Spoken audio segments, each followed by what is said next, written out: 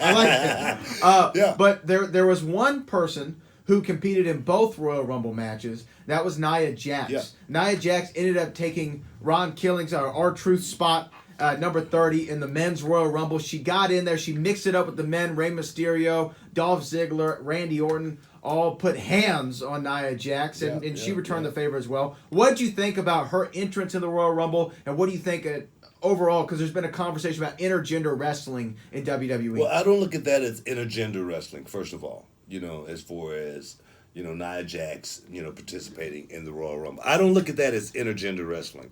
I look at Nia Jax differently than I look at any other female on the roster, first and foremost. When I looked at China back in the day, make her interest into the Royal Rumble, it was fitting for China to be in the Royal Rumble because she was the ninth wonder of the world. I mean, she was different than any other female that we had ever seen in the business. You know what I mean? Intergender wrestling, to see two, on a, independent show, a male and a female wrestling each other.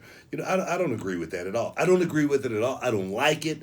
It makes no sense, and it does nothing, for our business. What it does do for the wrestler, because, and I can only say this because I actually saw I don't know what it was, but I was watching it on YouTube, and it was a couple of my students, actually, Gino and Kylie Ray was actually wrestling each other on an independent show, and I was thinking, man, only reason that's good is because Kylie can learn so much, being in the ring with a guy like Gino.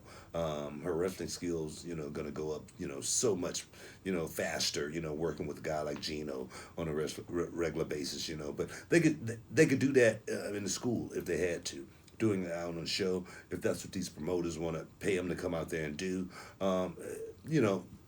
be that as it may. But me personally, there would never, ever, ever, ever, ever, ever be a intergender wrestling match on a reality of wrestling show or programming ever, because I just don't think it's something good for the business. Nia Jax and what she did in the Rumble, awesome, and I would don't mind seeing something like that on a once a time yearly basis. But I don't think we're going to see Nia Jax, in the ring with Randy Orton anytime soon.